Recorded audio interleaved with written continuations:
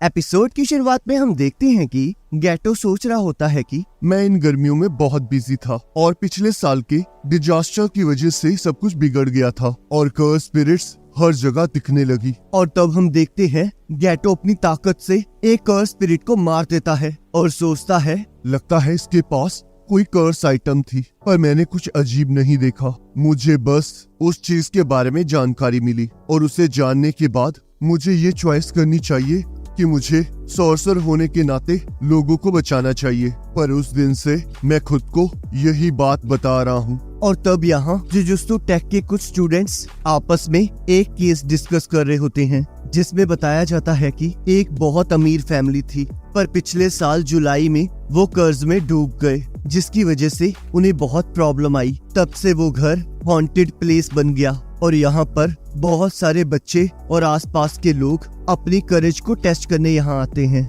और कहीं बीच में ही गायब हो जाते हैं। तब मे कहती है इंटरनेट की वजह से ये रूमर्स बहुत जल्दी फैल रहे हैं, जिसकी वजह से जुजुत्सु टेक को इसे इन्वेस्टिगेट करने के लिए कहा गया है। तब आयोरी कहती है उसके अलावा एलिमेंट्री स्कूल के 3 बच्चे और गायब हुए हैं, हमें बाकी सबसे पूछकर उनके बारे में पता लगाना होगा। तब मे कहती है इसलिए मैंने तुम्हें इन्वेस्टिगेट करने के लिए कहा था और उसके लिए मैंने बहुत ज्यादा पैसे दिए थे, तो चलो अब चलते हैं। तब वो लोग उस घर की तरफ जाने लगते हैं। तब आयोरी बेल बनाने लगती है। तब मे उसे रोककर कहती है यहाँ बाहर कर्स स्पिरिट का कोई साइन नहीं है, लगता है हमें अंदर जाकर ही कुछ पता लगेगा। तुम इसे तब बना लेना जब वो स्पिरिट बाहर आ जाएगी। तब वो दोनों घर के अंदर चले जाते हैं। तब मे कहती है मुझे वैसे तो तुम्हारी जरूरत नहीं है, पर फिर भी तुम मानने वाली तो नहीं हो। और तब वो दोनों घर देखने लगते हैं। तब मे कहती है मैं इस फ्लोर को सर्च करती हूँ और तुम ऊपर वाले फ्लोर को सर्च करो। तब आयोरी कहती है क्या ये मैं अकेले करूँ? तब मे कहती है क्या इसमें कोई प्रॉब्लम है? तब आयोरी मना कर देती है और तब वो दोनों घर की तलाशी लेने लगते हैं। तब आयोरी डरते हुए उस घर के दरवाजों को खोलने लगती है, पर तभी उसे एक आवाज आती है और जैसे ही वो बेड के नीचे देखती है वहाँ कुछ चूहे होते हैं, जिसे देखकर वो डर के बाहर आ जाती है और मे के छूने पर आयोरी जोर जोर से चीखने लगती है। तब आयोरी कहती है मुझे ऐसे चौंकाओ मत। तो क्या तुमने फर्स्ट फ्लोर की तलाशी ले ली? तब मे कहती है हम अभी फर्स्ट फ्लोर पर ही हैं। जिसे सुनकर आयोरी चौंक जाती है। तब मे कहती है मैंने यहाँ पर कुछ निशानी छोड़ी थी जिन्हें मैं तीसरी बार देख रही हूँ और लगता है हम लोग एक लूप के अंदर फंस गए हैं। और तब वो दोनों वहाँ पर घूमने लगती हैं। तब आयोरी कहती है मैं 30 मिनट में 4 किलोमीटर चल चुकी हूँ, पर फिर भी ये खत्म नहीं हो रहा है। क्या ये बैरियर मैजिक है? तब मे कहती है बिल्कुल सही कहा, यहाँ पर लोग आकर फंस जाते हैं और कर्स उन्हें आकर मार देते हैं। तुम इससे बच सकते हो जब तक कि तुम्हें इस बैरियर को तोड़ना आता हो। तो मुझे बताओ, अगर तुम प्रिंसेस ओता होती तो तुम इसे कैसे तोड़ती? तब आयोरी कहती है अगर ये कॉरिडोर लूप में है तो हमें इसे अलग अलग मेथड से चेक करना होगा। और तब वो एक हे मार्क की लेंथ चेक करने लगती है, पर उसे हर बार डिफरेंट लेंथ देखने को मिलती है। तब वो कहती है तो इसका मतलब इस बैरियर को इस तरह बनाया गया है कि अगर हम स्ट्रेट लाइन में फुल स्पीड से भागेंगे तो हम इस बैरियर को तोड़ पाएंगे। तब मे कहती है ये आंसर के बहुत करीब है, तो मतलब 90 पॉइंट्स। तब आयोरी कहती है आखिरकार कितने पॉइंट्स हैं? तब मे कहती है अगर हमें भागना ही है तो हमें राइट और लेफ्ट दोनों जगह पर एक ही टाइम पर भागना होगा। तब आयोरी कहती है अब मुझे समझ आया, अगर सूगी हागी की थ्योरी सही है तो जब 2 लोग अलग अलग डायरेक्शन में बहुत तेजी से भागेंगे तो उसकी वजह से बैरियर को तोड़ना आसान हो जाएगा। तो इसका मतलब हम इससे बाहर निकल सकते हैं। तो फिर अगर ये सच हुआ तो मैं तुम्हें प्रमोशन दे दूंगी। तो मैं कहती है पर आखिरकार मुझे कितने पैसे मिलेंगे? तब आयोरी कहती है पहले यहाँ से बाहर निकल जाए। तब आयोरी एक डायरेक्शन में भागने लगती है, जिसकी वजह से वो बैरियर टूट जाता है और तब वहाँ गोजो आ जाता है और कहता है मैं तुम्हें बचाने आ गया, क्या तुम रो रही हो? तब आयोरी गुस्सा हो जाती है। तब मे कहती है अगर मैं रो रही होती तो क्या तुम मुझे इस तरह चुप कराते? तब गोजो कहता है मे बहुत स्ट्रॉन्ग है, वो नहीं रोती। तब आयोरी गुस्से से कहती है गोजो मैं तुम्हें नहीं छोड़ूंगी। और हम देखते हैं तभी उसके पीछे एक कर्स स्पिरिट आ जाती है, जिसे एक दूसरी कर्स स्पिरिट पकड़ लेती है। तब गैटो कहता है इसे अभी मत खाना, मैं इसे बाद में देखता हूँ। और गोजो, तुम्हें कमजोर लोगों को तंग नहीं करना चाहिए। तब गोजो कहता है, तो मुझे तुम ये बताओ, कौन पागल स्ट्रॉन्ग लोगों को तंग करता है? तब शोको कहती है, आयोरी क्या तुम ठीक हो? तुम 2 दिनों से गायब थी। तब आयोरी भागते हुए उसके गले लग जाती है और कहती है, शोको, क्या तुम इनकी तरह तो नहीं बन गए? तब शोको कहती है, मैं इनकी जैसे कभी नहीं बन सकती। और तब आयोरी कहती है, क्या हमें 2 दिन हो चुके हैं? तब गोजो कहता है, शायद तुम्हें उस बैरियर के अंदर कुछ पता नहीं चला, पर ये बहुत अजीब है कि तुम्हें वहाँ मे के होते हुए भी इतना टाइम लग गया। तब मे कहती है, इसे छोड़ो, तो तुम लोग 2 दिनों से गायब थे, तो मैं इसे अकेले जाने कैसे दे सकती थी? पर तुम लोग मुझे ये बताओ कि वेल कहाँ है?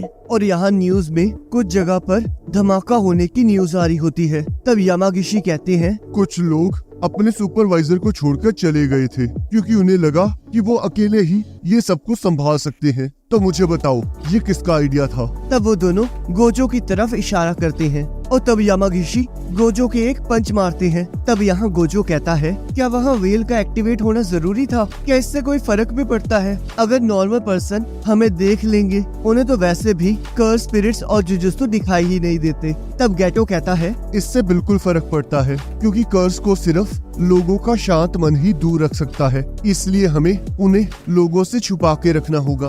तब गोजो कहता है, मुझे समझ में आ गया, पर मैं कमजोर लोगों को बचाते बचाते थक चुका हूँ। तब गेटो कहता है, सोसाइटी को हमेशा कमजोरों को बचाना चाहिए और स्ट्रॉन्ग लोगों को काबू में रखना चाहिए। और Gojo, jujutsu users non jujutsu users को बचाने के लिए ही एग्जिस्ट करते हैं। तब गोजो कहता है, मुझे इस तरह की थ्योरीज बिल्कुल पसंद नहीं है।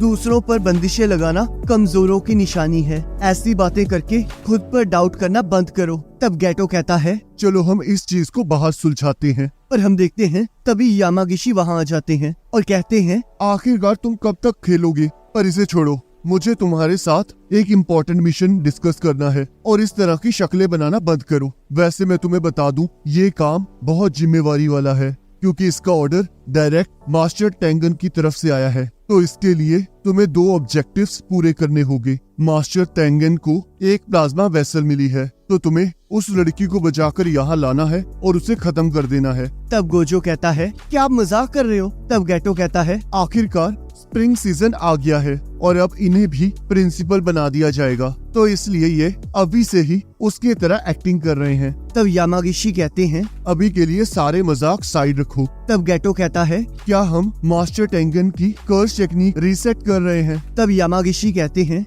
मास्टर टेंगन के पास आर्ट ऑफ इमोर्टैलिटी है, पर फिर भी उनकी एज रुक नहीं रही है। मास्टर टेंजन को एज के साथ कोई इशू नहीं है, पर एक सर्टेन एज के बाद कर्स टेक्निक बॉडी चेंज करने की कोशिश करती है और जब वो मर जाएंगे और तब वो किसी और हायर स्टेज में ट्रांसफर हो जाएंगे। तब गोजो कहता है, फिर प्रॉब्लम क्या है? तब गेटो कहता है, मास्टर टेंजन के हिसाब से आपकी इच्छा शक्ति भी उस हाईएस्ट स्टेट के बाद खत्म हो जाती है, जिसका मतलब मास्टर टेंगन तब मास्टर टेंगन नहीं रहेंगे। तो इसका मतलब जो बैरियर जुजुत्सु स्कूल्स और पिलर्स ऑफ जुजुत्सु वर्ल्ड को बचाकर रखता है, वो पावर मास्टर टेंगन की है, और अगर वो नहीं रहेंगे तब वो सिक्योरिटी भी नहीं रहेगी। और अगर बुरे से बुरा केस देखा जाए तो मास्टर टेंगन इंसानियत के दुश्मन भी बन सकते हैं। इसलिए हमेशा 500 सालों बाद मास्टर टेंगन किसी कंपैटिबल प्लाज्मा वेसल के साथ मर्ज करते हैं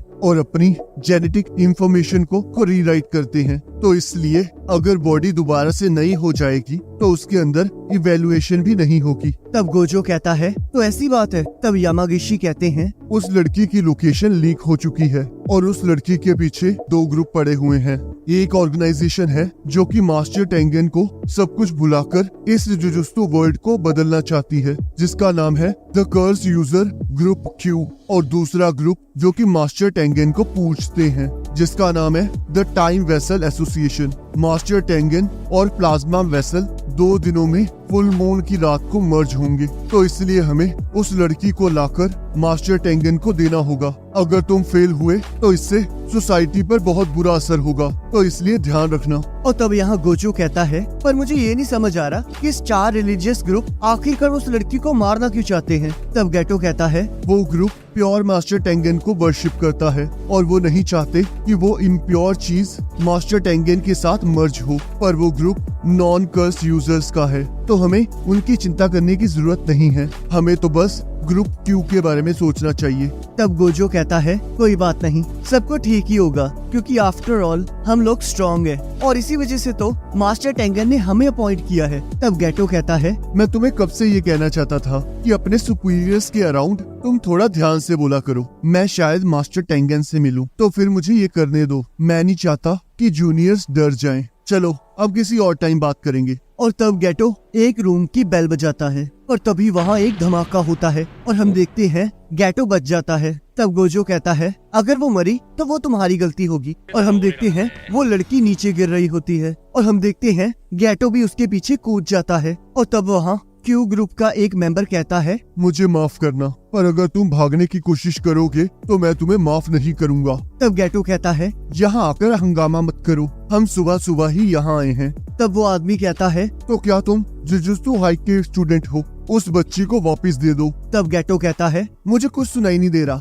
क्या तुम पास आओगे? तब गोजो फोन पर कहता है, हम बिल्कुल सेफ है, पर उसकी तरफ बहुत सारे चाकू आकर रुक जाते हैं। तब क्यू ग्रुप का एक मेंबर कहता है, तुम जरूर वो फेमस गोजो सातुरो होगे, मैंने सुना है तुम स्ट्रॉन्ग हो, तो चलो देखते हैं कि क्या वो अफवाहें सही भी है या नहीं। तब गोजो कहता है, चलो ठीक है, पर पहले एक रूल बना लेते हैं, क्योंकि मैं नहीं चाहता कि कोई मेरी वजह से प्रॉब्लम में आए। तो अगर तुम रोए या फिर तुमने माफी मांगी तो मैं तुम्हें मारूंगा नहीं। तो चलो शुरू करते हैं। तब यहाँ एक पर्सन कहता है, स्टार रिलीजियस ग्रुप के पास लड़ने की ताकत नहीं है, पर उनके पास बहुत सारे पैसे हैं, तो उसकी चिंता मत करो। तो बताओ जेनिन, तुम्हें तुम्हारी प्लाज्मा वेसल असैसिनेशन कैसी लगी? और तब दूसरा पर्सन कहता है, अब मुझे जेनिन के नाम से कोई नहीं जानता, मैंने शादी करके अपने वाइफ्स के साइड का नाम ले लिया है। अब से मेरा नाम फुशिगुरो है, तो मुझे तुम्हारा ऑफर अच्छा लगा। और इसी के साथ एपिसोड खत्म हो जाता है। अगर आपको ये वाली वीडियो अच्छी लगी है तो इसे लाइक जरूर करना और चैनल पर नए हो तो सब्सक्राइब जरूर करना। बाकी अगले एपिसोड का लिंक आपकी स्क्रीन पर आ रहा होगा, आप उस पर क्लिक करके अगले एपिसोड को देख सकते हो।